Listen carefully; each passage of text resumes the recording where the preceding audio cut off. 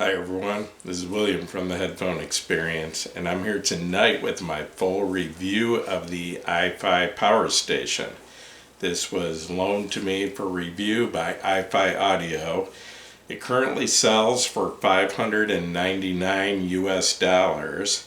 It is a combination power strip, surge protector, and power conditioner. The big difference with this from most power strips and power conditioners is this actually has active noise canceling, and what that means is it's similar to a headphone with active noise canceling, and a headphone with active noise canceling actually uses microphones to detect any outside noises, and then what it does is it generates an equal but opposite sound 180 degrees out of phase with the original sound, and it cancels out the sound. Well, this does something similar. It measures the noise that is in your power, either EMI or RFI noise, and it creates an equal and opposite signal to cancel out the interference, the noise in your power source. This is the USA version, which has 8 outlets. The European version has 6 outlets. And like I said earlier, this is made to remove both RFI and EMI noise. The internal wiring of this, according to i-Fi, is made of pure copper, and that's one word, it's a brand name. It's PURCOPPER.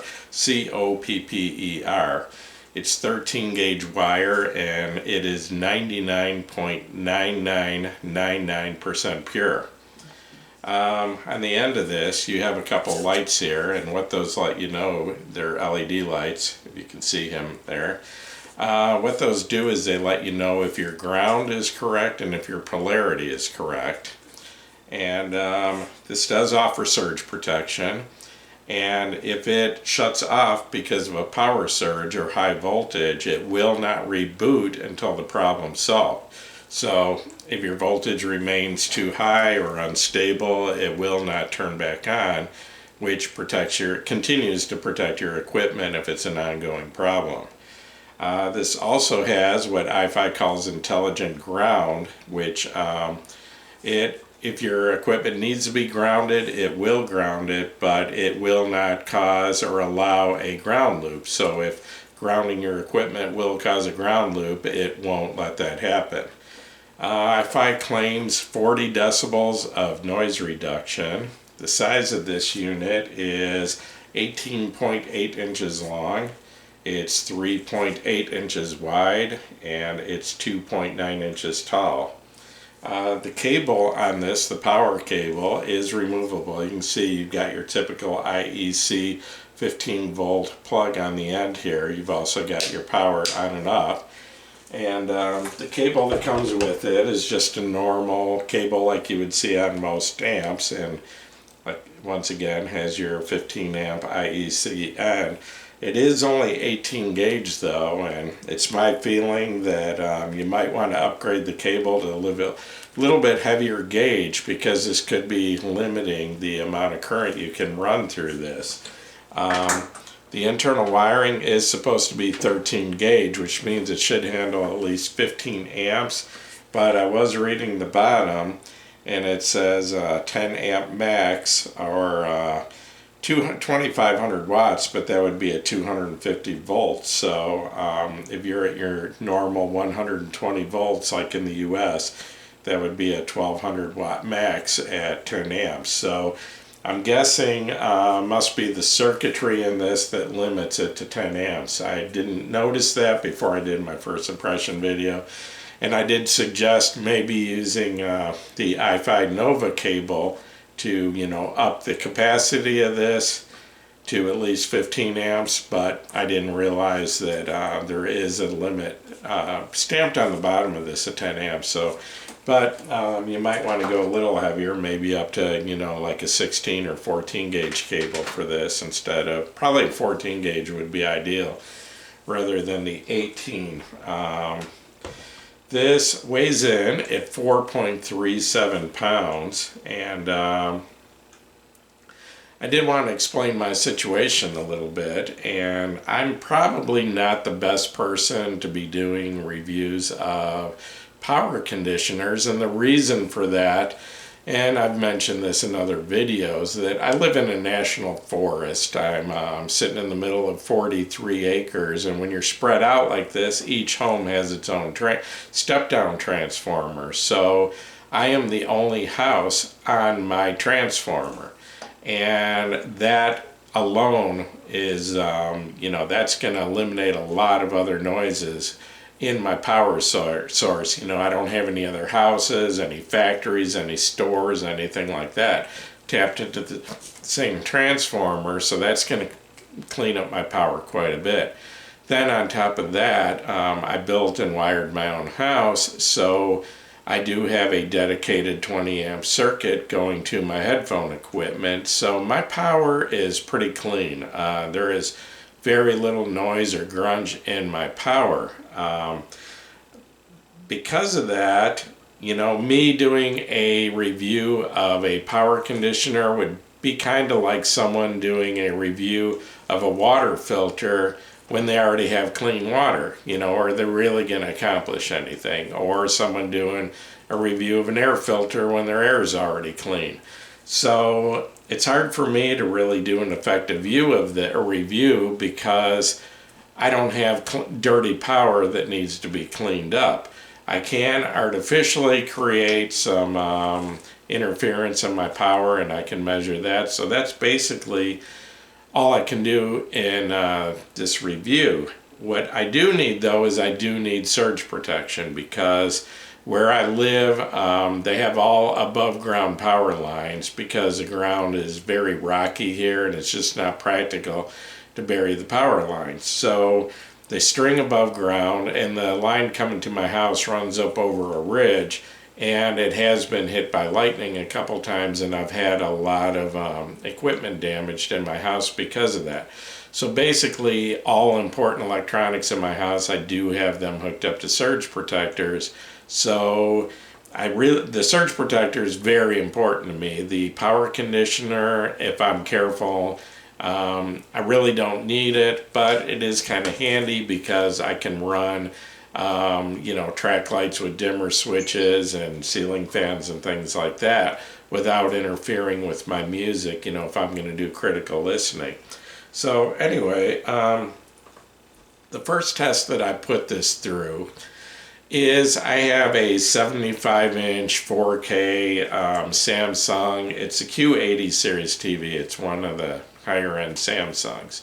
And hooked up to that, I have a Sony 4K Blu-ray player and a Pioneer Elite surround sound amp, and my 7.1 speakers all around the room. So anyway, I decided to try it with that.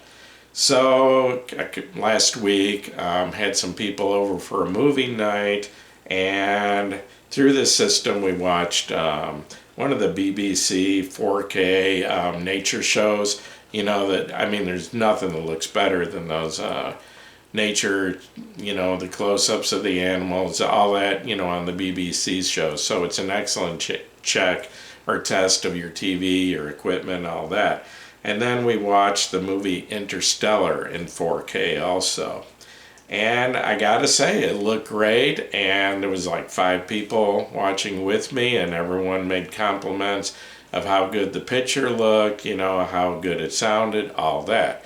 Okay, now the question is, normally I run that on a similar Furman power strip power conditioner that has 8 outlets, the same. It is a little lower priced. In fact, it's about a third the price of this. But anyway, that's what I usually run. And the question is, did this make an improvement? And to tell you the truth, without having 2 identical TVs side by side and being able to compare them both at the same time, looking from one to the other, it's really hard to tell. It did look great, but did it look better than it did with the Furman power conditioner? I'm not really sure. I can't say if it did or not. Like I said, the only way I could really come to, a definite conclusion is if I had 2 identical TVs and two identical Blu-ray players and all that sitting side by side, one hooked up to the Furman, one hooked up to the IFI.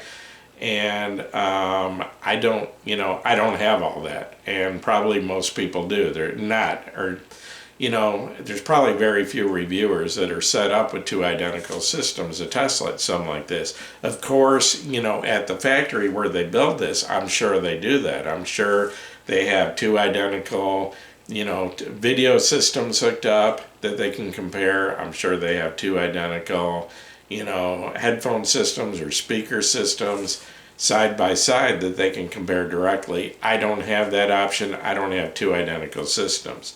So I can't say for sure if it looked better or not. It looked great. There's no doubt about it. There was no, there was no visual noise or audible noise in the system, but I really don't see that with the Furman either. So then I hooked this up to my audio system, and as you know, I'm primarily a headphone reviewer, and I tried it with 4 different headphone amps. I tried it with the Felix Audio Echo, and that would be a tube amp. The Audio GD Master 9, which is my reference solid state amp. The Waveborn Edelweiss 3, and that's another tube amp. And then at the lower end, the JDS Labs Atom headphone amp. And basically what I did is I listened for any background noise in all of these, and what I did is I paused my source, which is a CD player, and turned up the volume to the point where I could just barely start to hear a little bit of background noise. And what I did is, and this is the way I test amps for noise, is I've got this old pair, probably 20 years old, Sony DJ headphones, and these things are extremely efficient. These are more efficient than most IEMs. Most amps I've got to barely crack the volume to get up to normal listening levels. So if an amp has background noise, I'm going to hear it with these headphones. And that's why I keep them around, is primarily for testing background noise. So what I did is I took each of these amps, for all 4 separately, and I turned them up just to the point where I started hearing a little bit of background hiss, and noted where I was at on the volume. And then I did that first just with the amp plugged directly into the wall, and then second with it plugged into the i5 power conditioner or power station. And I did notice a slight difference with 2 of the amps. The Felix Audio, it didn't seem to make a difference. And the Waveborn, it also didn't really make a difference. On the Audio GD Master 9, with the amp on high gain, and that's putting out like 9 watts per channel into 40 ohms. With this very sensitive headphone here, I think I was at about 25 on the volume knob out of 100. It goes from 0 to 99. So I was at about 25 with the power conditioner, and without it, I'm sorry, said that backwards. Without the power conditioner plugged directly into the wall, I was at about 25 on the volume knob before I started hearing a little bit of hiss. And with the power conditioner, I was probably at about 30 before I started the hiss. So it did reduce the background noise a little bit on the Audio GD. But keep in mind that with this headphone, normal listening level with that amp on high gain was about 7. So it did reduce the background noise, but the background noise doesn't come into play until the volume's up in the 25 to 30 range with that headphone, and the normal listening level was about 7. So it does help, but it was at levels far beyond what I would normally listen to. If I played that or plugged that headphone in with the volume of 25 or 30, it would be unbearably loud. So it's an improvement, but it's really not a practical improvement. It doesn't, kind of doesn't really matter at that point. Also the JDS Labs. I think I was at about 2 o'clock on the volume knob when I started picking up a little bit of hiss with it on high gain, with the JDS plugged directly into the wall, and I think I was at about 3 o'clock before I picked up any background noise at all using the i5 power station. But once again, normal listening with that headphone would probably be about 8 or 9, and it was a difference of whether the noise kicked in at 2 o'clock or 3 o'clock. So once again, far beyond the levels that I would ever be using that headphone. And obviously, if you use a less sensitive headphone, then the noise is going to kick in much higher, at a higher volume level. Most headphones, I can't pick up any noise at all on the JDS or any of these really. The Edelweiss, the Felix Echo, Felix Audio Echo is dead silent with most headphones even turned up all the way. So, the bottom line is it does reduce the background noise a little bit, but is it in the level of, an audible difference? I would have to say no. Okay, the one thing I did show that this actually did help my situation is I told you earlier that my my audio station, my headphone rack is all on its own circuit.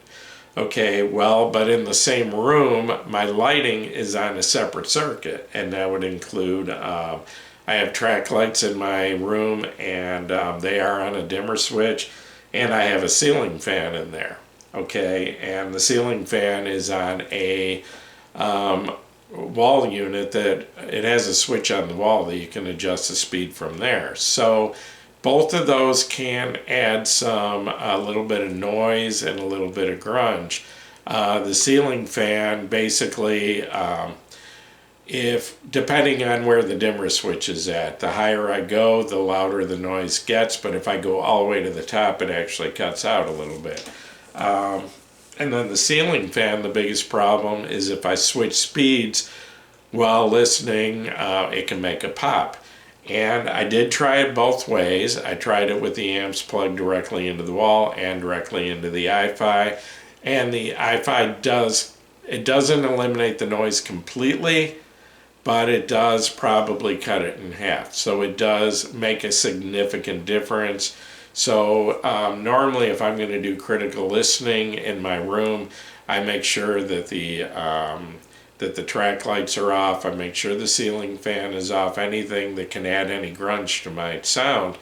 And, sometimes though, I'm kind of find myself sitting there in the dark, and with a power conditioner like this, I can lessen the effect that those things have on my sound and get rid of that. I mean, it's just a little bit in the background, but it can get rid of it and make my listening more enjoyable, because especially if I'm reviewing equipment, I've got to have everything as perfect as I can possibly get it, so I don't want any background noise. So that's why I do use power conditioners, and like I said, the most important thing to me is I've got to have surge protection. So bottom line, do I recommend this? I guess it depends on who you are and what the power coming into your house is like. If you've got clean power, there's less expensive routes to go. You can go with a surge protector, just a basic surge protector, for a lot less money. If you do, have some RFI or EMI noise in your power, if you've got neighbors close by and they're running things that you have no control over that are interfering with your sound, you definitely can reduce that interference probably by half. Reduce the volume of it to half of what it was with this power conditioner. So to the right person, yeah, this it does a good job. I did want to point out that the construction, the materials, the build quality is very good. That's the way it's been with anything I've reviewed by iFi. And so, I mean, you do get your money worth with this company. $5.99 is a lot to spend on a power strip, power conditioner, all that. But there are other companies out there that are a lot higher. So, anyway, yeah, it does a pretty good job if you need it. In my situation, I really don't need it. I could get by with a lower priced, surge protector, and I do have a power conditioner that I do use. But this is, it does what it's supposed to do. Maybe it does even better. To tell you the truth, I think power conditioners are more effective at cutting out higher frequencies, and it might be doing something up in the 15 to 20,000 range that is probably beyond my hearing that I might not even notice. So, so even though it doesn't really make a difference to me listening to my headphones or whatever, unless I have the ceiling fan on or the track lights on, but I'm not saying it's not doing something in those higher frequencies that I'm not hearing. I mean, I'm 57 years old. I probably can't hear much beyond 15,000 hertz. So, so bottom line, to the right person, it's a good piece of equipment. To me, probably not necessary, but I've enjoyed my time with it, and I'm glad I got to review it, and hope I can help out my viewers by letting you know if it's right for you or not. So anyway, going to wrap this up. Once again, this is William from the Headphone Experience. Please give me a thumbs up if this video helped you. Please subscribe to my YouTube channel, and you are all welcome to join us at the Headphone Experience on Facebook. We're at almost 14,500 members, so hope to see you over there. Once again, thanks for watching my video.